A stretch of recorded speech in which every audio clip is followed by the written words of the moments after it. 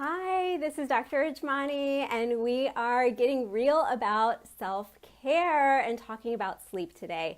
So I'm Dr. Rajmani. I'm a pediatrician, an Ayurveda consultant, and a yoga instructor. And we are going to be joined today by Dr. Arti Soorya. She is an amazing functional medicine doctor and sleep expert based out of Michigan. And we're going to be talking all about sleep. So while I invite Dr. Soorya to join us, while I get her on, please just leave a comment, throw up a heart there, let me know you're watching, and also let us know where you're joining us from. And just give me a second. While you do that, I'm going to invite Dr. Soorya to join us.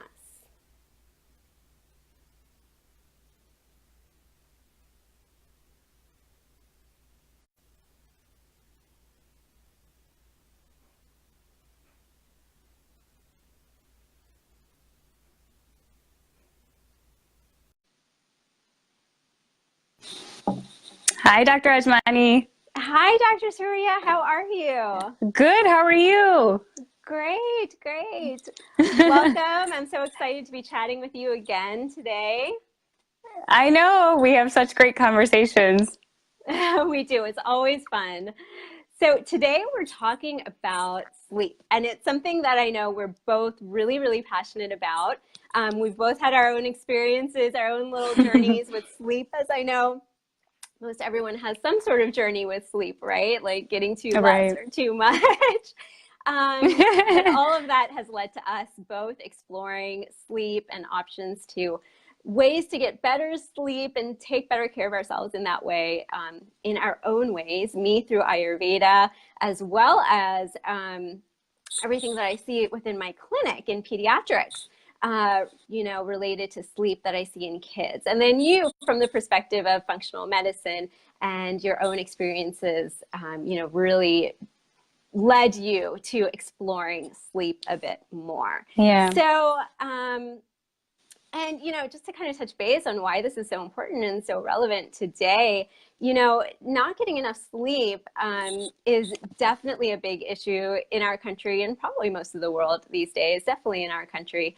Um, and, in the pediatric world, I can speak to, not getting enough sleep, sleep deprivation can lead to things like obesity, lack of focus, attention for kids in school, mimicking things like ADHD in the adult world. It's been correlated with things like high blood pressure, Alzheimer's, anxiety. So, that's just a little piece that, kind of from my perspective of why it's important, why it's so relevant today.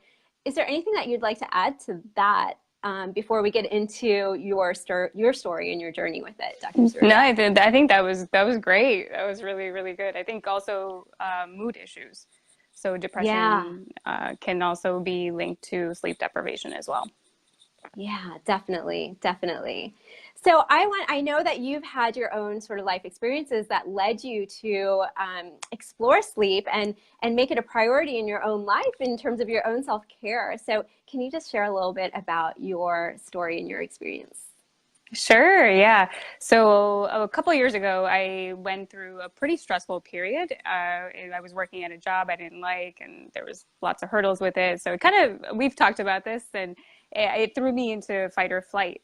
And so it was a stress-related issue that prevented me from sleeping well every night. So I was just like, I saw all of those things happen in me that you mentioned, that Mhm. sleep deprivation can do, or like non-restorative sleep can do, where it does have implications for your blood sugar, your cholesterol, your mood, attention, all that stuff. So physiologically, I knew all that stuff was like starting to happen in me. And so I started to, I tested myself. Like I looked at, blood work, before, like at the beginning stages, in the middle, and then I recently just did some blood work now that, I'm kind of more back in balance. And so it's really, really powerful to see what, working with circadian rhythm can do in terms of improving cardiometabolic, blood work that we look at in the traditional setting.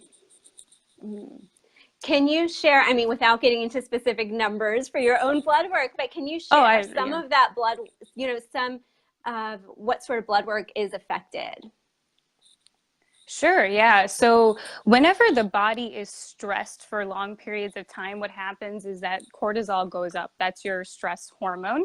And so that dysregulates your blood sugar and over time can also increase your cholesterol. The body's phenomenally put together. So why does that happen?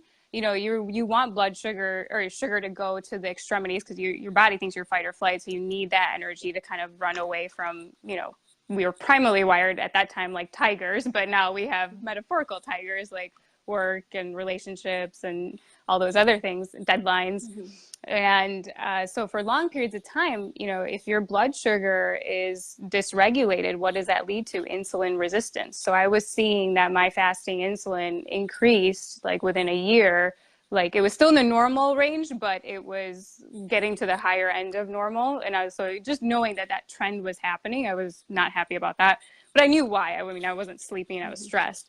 And then also because my demand for cortisol was high, my cholesterol started to go up too, because cholesterol is the precursor to making cortisol. So it made sense. Like, so it jumped 17 points in like a year and I didn't change diet or anything. So that's just like, I just want to make that point that it's pretty impressive what stress and sleep deprivation can do to your, you know, metabolic factors. And so just regulating it only with diet, if you're looking at it in the only in the setting of like blood sugar and cholesterol, if you're just going low fat and just regulating it only from the diet perspective, it's not a total, not really getting to the root cause of why those things are dysregulating. Mm-hmm. And isn't it amazing? I love it just in your own example that you shared. Isn't it amazing how quick you can see those changes and how quick you can see those changes even in the blood work? Yes, yeah. And then, you know, I just to finish that thought, like I just recently this week got blood work done because I was like, okay, I should recheck and see where I'm at. Mm-hmm. And just preliminary results, you know, cholesterol has come down, fasting insulin has come down, like blood sugar is like starting to normalize. So there's, you know, a lot to say about lifestyle interventions in, you know, treatment of anything, any disease, I would say. Yeah, definitely, definitely. I think it's something that, you know, these lifestyle practices, it's something that has been undervalued, but it's coming to a greater attention now these days, and it's so fascinating to see things like, you know, traditions like, you know, I've studied Ayurveda and tradition, which is a, you know, over 5,000-year-old tradition where they really emphasize these lifestyle practices. And so it's just fascinating to see now the science where we can look at our blood work. We can, you know, there are scientific studies looking at all this that is just proving what has been Yes. practiced and talked about in some of these ancient traditions for so long. Yes, and it blows my mind because they really knew this and just from observation. So I think that's really, really impressive. Yeah. So I wanted to also ask you, because you explained your, you know, you shared with us your journey, your story, and how you were in that, you know, fight or flight mode, and you weren't getting sleep deprivation. And, you know, there may be someone listening to this saying, that is me right now. I'm going Yeah. through that right now. Like that exactly describes me. And I know that when you're caught in that mode, and when you're caught in that pattern of fight or flight, and you know, like you said, you knew it was you knew it had to do with your sleep, you knew it was related to that, but sometimes we can even know that, but sometimes even knowing that, it can be hard to know what to do next and how to get out of that pattern and how to change that habit. So I think it would be really helpful, and I would love to hear kind of what were when you realized that, what were some of your kind of first steps to help you move through that difficult place? Sure. So I think I felt really hopeless at that time because I was actually undergoing my integrative medicine training. And so I didn't know how to put all of this together and how to like walk myself out of it. Because you're learning, you know, it's like that med school syndrome where you're like, I think I have this, I think I have this, I think I have this, you know, anytime you learn something new. But I didn't know how to walk myself out of it. And so like it persisted for a while because I just didn't know how to, you know, kind of climb out of it. And so when I moved for my job, the new job in integrative functional medicine, when I was clinically learning the application of how to use adaptogens or herbs to kind of help calm down the nervous system, you know, and then, you know, use nature time and grounding, and then, you know, bring in a mindfulness practice like yoga, that was like how I kind of walked through the treatment. So it was kind of like layer by layer of, you know, unraveling it and, you know, experiencing it and just, you know, really understanding how healing happens. And it takes time. And so I think the first thing is, you know, for me, it was very important to get to the root cause. I didn't want to medicate my symptoms. I was very scared to medicate my sleep. So that's why I probably I was just kind of uncomfortable for a long period of time, because I didn't know what to do, to be honest, until like I moved and then kind of just started, you know, figuring out the treatment that, you know, I learned from my mentor, and then combined things I was researching on my own. I think that's, I'm just looking down because I was just jotting down a couple of things. I think it's really great. I just want to kind of go through some of those steps again. So for someone who's listening, that, you know, I think one, it's recognizing it, like realizing that something is off, realizing that I'm not feeling as good as I could be, and there's something going on here, and recognizing, you know, taking a step back and saying, okay, what does my sleep look like? Okay, maybe this is related to my sleep. So I think that, you know, the first step kind of that you outlined is just that you recognize it, like recognizing. And I think the sleep was related to stress in my life. Stress. Yeah. So that's why the sleep was like totally impacted. So admitting that it was stress, I think for a while it was really, you know, none of us like to admit that we can't handle something. And so I think actually admitting it was stress. It was definitely stress. Yeah. Yeah. Okay. So getting to the root. So like knowing, okay, it's sleep, but what's causing the sleep deprivation? Yes. It was this stress. And where was this stress coming from? And there was for you some my job that went into place there, right? Moving. And then from there, I think I really loved another point that stuck out to me is kind of seeking a mentor, you know, especially I can speak, you know, for us as doctors, right? They always say doctors make the worst patients, right? And we're so in it. We're so in it that sometimes it can hard to step back and see, oh, this is what I should be doing for myself. You know, we counsel people all day long, and sometimes it can be really hard to step back and be like, wait a second, what's going on with me? What's going on in my life right now? What do I need to do? And so really seeking some sort of expert, you know, seeking a mentor or a coach or a physician, you know, some sort of a mentor can be helpful just to get kind of that outside view in as well. Yes. And guidance. You're completely right. We don't make the best patients at all because we're used to, you know, go. And then, you know, the insight is very poor in ourselves. And then from there, going to these tools that are like, to get grounded. So connecting with nature. For you, that was looking at some herbs, some adaptogenic herbs, mindfulness practices, yoga, things like that. So that's when kind of the strategies come into place a little bit later there. Yes. And, you know, for someone who's struggling, it takes time, but you will feel so much better if you just rewire yourself and just take that time to just reconnect with yourself so that you're setting yourself up now for, like, you know, being a lot more aware of when things are changing. And then you had mentioned kind of getting back into your circadian rhythms. And so I wanted to touch base on that a little bit. I know that you've looked into, there's a lot of research that's been going on recently about circadian rhythms.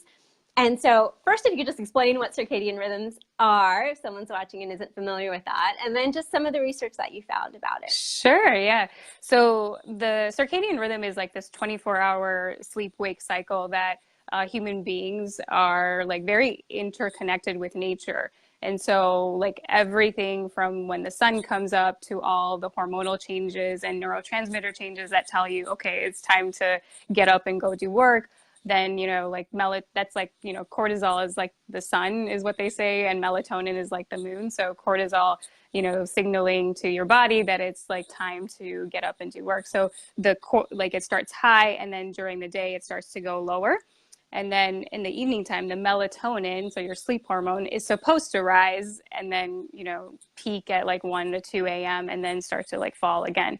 And so we were always in tune with this natural rhythm of life. We used to live in nature. And so we moved very quickly from nature to these modern lifestyles, but our physiologies have not had time to catch up to this yet.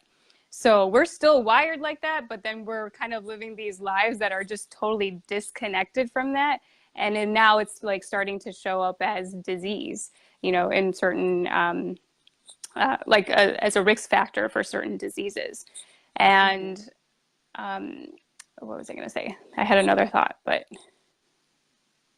well, anyways, so some of the research studies that have been coming out are in shift workers.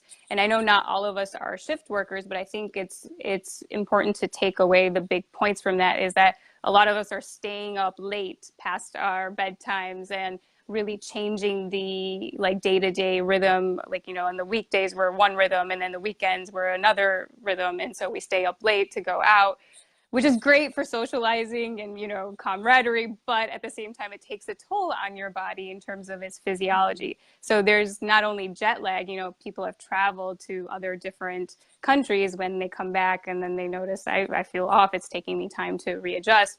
There's social jet lag now that is a risk factor for all this stuff.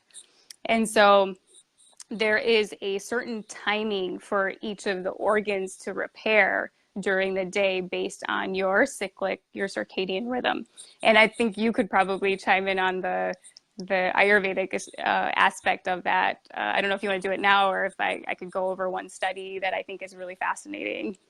Yeah, I mean, there definitely is correlations in Ayurveda with that as well. There's, a certain time period of night, which is characterized, it's called the Pitta time period. It's a time period of characterized by the element of fire. And that's where like fire relates to metabolism. And so that's where between about 10 p.m. and 2 a.m., it's said that a lot of your major organs are restoring themselves. And so I'll leave it at that for now because I really want to, for time's sake, I really want to kind of hear about the study as well. Yeah, so since cardiometabolic disease is so rampant in the US, I think this one is and it's been replicated a couple of times where they took participants where they did an oral glucose challenge. And so they did it in the morning, they did it in the afternoon, and they did it in the evening. It's the same dosage, same amount, but they're just seeing the different responses at these different times.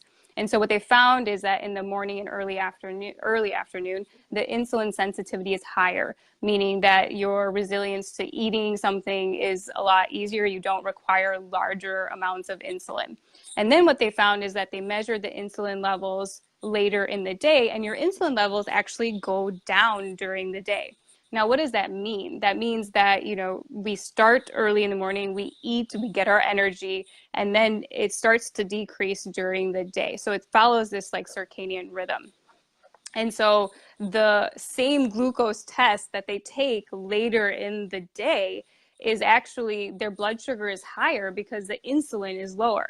So that they call it afternoon diabetes because it's like you take the same thing, your apple or same meal, but eat it later, it has a different response in the body.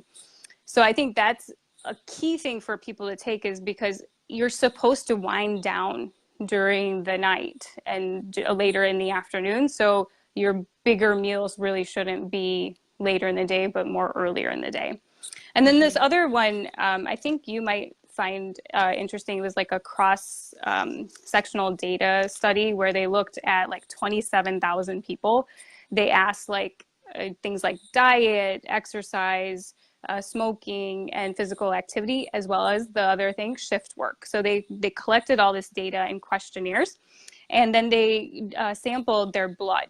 This is like they were looking at their risk factors for cardiometabolic or metabolic syndrome, which is like diabetes, like your blood sugars kind of dysregulated, increased cholesterol, and then the increased abdominal girth. And so they measured blood levels of their glucose, their good cholesterol, their HDL, triglycerides. They measured blood pressure, BMI. And after they analyzed all this data, they found that, the people who reported shift work had an increased obesity rate, hypertension rate, increased triglycerides, low HDL. So, I mean, all of these things really follow physiology. It's just kind of supporting what we kind of intuitively already knew. And then, there's a lot of like shift work studies with cardiometabolic stuff.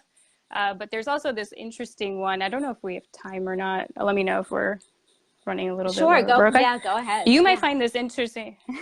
You might find this interesting in the pediatric population. But I imagine you're probably seeing a lot of kiddos with ADHD. And they did a study of light exposure of adults with ADHD. So what they did was they measured for a week their baseline melatonin levels. Then in the morning time for 30 minutes, they would expose them to 10,000 lux of light. And then what they did was they remeasured their melatonin levels later after 2 weeks. And they found that the onset of their ability to actually make melatonin was much, much quicker and 30 minutes earlier. And they also found that in their ADHD rating scales, that also went down. So, the impact of light and timing of feeding can really impact how our overall health is. Yeah, fascinating. Thank you for sharing those stories with us. There's a ton, but I'm just like, I just had to pick a couple. And there's so many great kind of takeaways of just in the studies that you said, and also kind of lead-ins to, and we can definitely do more Facebook Lives to talk about kind of the segues into what these studies also can lead to. Because when you were explaining the first study with the insulin levels, and that when you eating earlier in the day is better for you, and how the studies show how that's related to your insulin levels and your blood glucose spikes, is I'm not an expert on intermittent fasting, but I have I know that's kind of been up and coming, and I've started to look into that a little bit more. And I know that I've read and heard about studies that in the intermittent fasting world, similar to what you just described, that also advocated for when you're doing the intermittent fasting to eat earlier in the day. And then this gets into a whole different topic, I know, but I just kind of reflecting on some of the studies that you mentioned. And then the shift work study and seeing the changes in, cholesterol, triglycerides, all of that, similar to what you described with your own blood work. It's interesting. I'm just tired the next day, or, oops, did we lose you, Arthi? Dr. Soorya, let's see. I'm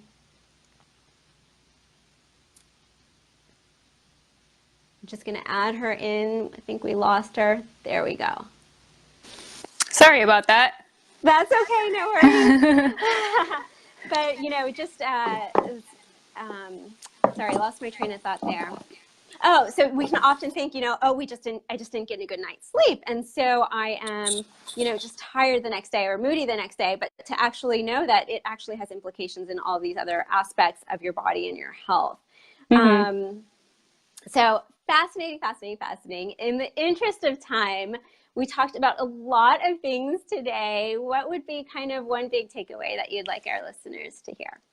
Sure. Yeah. So maintain a rhythm to your daily life, because I think it's actually way more powerful than people give it credit for. It can really help improve like your blood sugar, your mood, your like outlook on life. But I think one thing I wanted to mention was that melatonin is like what I was saying that kind of helps improve your sleep at night. It's like the sleep hormone, if you will. It helps with, it's anti-inflammatory as well. And so don't skimp on this effect that you could, that can be very, very important to your overall health, because inflammation is the root of most diseases. So if we have adequate sleep and you're making sure that your melatonin levels are rising in the evening like they should, like we were meant to, follow the rhythm of nature, and you will see a lot of improvements in your health. Beautiful, beautiful. Thank you, Dr. Soorya. And if anyone wants to find out more about you, where can they find you? So I'm Dr.A. Soorya and both Instagram and Facebook. And then the practice I'm at is Natural Balance Wellness Medical Center. Wonderful. Thank you for joining us. Yeah, this was And fun. Dr. Soorya and I talked even before this Facebook Live about how there is so much we could talk about sleep.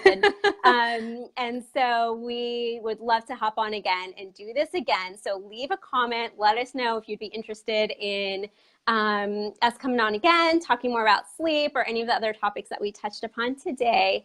And I did see a comment pop up that we're horizontal, and so if we showed up kind of horizontal or a weird way on your screen, I apologize, and thank you for listening anyways. I hope you got a lot out of it. Okay, have a wonderful day. Bye, Dr. Oshmani. Thank you everyone for joining. Bye. Bye.